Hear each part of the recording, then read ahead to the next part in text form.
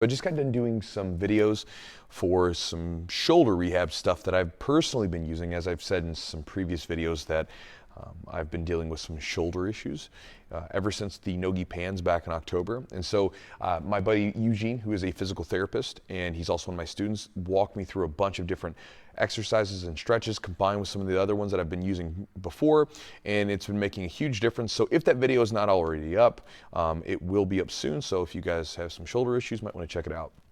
Now, I wanted to share an idea with you guys because it's something that I did throughout my training over the years, sort of on a common sense sort of way, but it was something where once I heard it, it was like, oh, okay. Then, it gave me a little bit more of a tangible idea to think about. And so that idea is adding variation to your training to counteract injuries and sort of to prevent injuries in the long term. So I was listening to an interview that I heard this big powerlifter. I really enjoy like strongman and powerlifting. I really enjoy those sports, but they wreak havoc on your body just like anything else does, right? And one of the things that this powerlifter was talking about, because he sustained a lot less injuries than his contemporaries at the time. Still a really strong guy, still a hell of a powerlifter, but he sustained a lot less injuries. And when he was asked as to how he sustained so little injuries over the years, his answer was that he added a lot of variation into his training. And so what he basically touched on was that he would add in different exercises that were still strengthening the whole body as a whole, right? Still strengthening the body, making him stronger, but that didn't tax his body in the same repetitive way over and over and over again. Right? So he would still squat, but he would be maybe a variation of a squat. He would still deadlift, but he would be maybe a deadlift variation.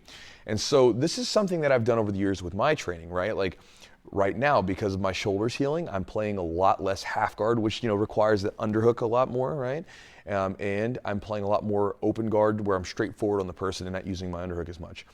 When I was coming back from healing up from a knee injury, I did not do a lot of standing guard passing. I was playing a lot of half guard, which is a lot easier on the knees because it doesn't create as much pressure, when the person's sitting there, opposed to like, standing on top, passing guard, or even playing a full guard position.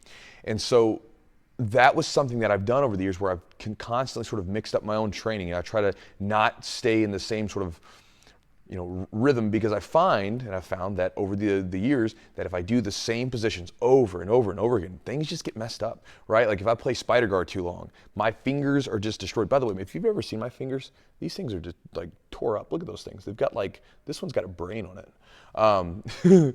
And so what I would say to you guys is, if you were trying to prevent injury, right, just be mindful of it, just like you would with your own, like with your weightlifting programs, right? We know we need to change up things from time to time. One, to stimulate growth, but also to give the body a rest. You need to do the same thing with your jiu-jitsu training. You have to be intelligent about it. So, add variation into it. If you notice that you've been playing this one position for like several months, give it a break. Go somewhere else for a little bit. You can always come back. It's not going anywhere, right? And strengthen your game as a whole while still giving your body a break from those repetitive motions. Likewise, we've been doing in our gym, we've been doing a lot of standing passing this last week. And so next week, I'm going to flip that and get away from all the pressure in the knees. One, to work on the defenses from some of those things, but also to give our body a rest from that repetitive standing and cutting motion, which again can wreak havoc on the cartilage, like meniscus and the tendons themselves. So guys, short video, but I hope this video is helpful to you in, again, dealing with injuries. Because again, if you have an injury, there's always a way to work around it. And again, injury prevention. If you find that you are playing positions over and over and over again, give them a break sometimes. Again, just like me with my half guard, when I was getting ready for a competition, it's a lot of wear and tear because I'm playing my best positions. So sometimes I got to give them a break when I'm not doing that. So I'll talk to you guys next time.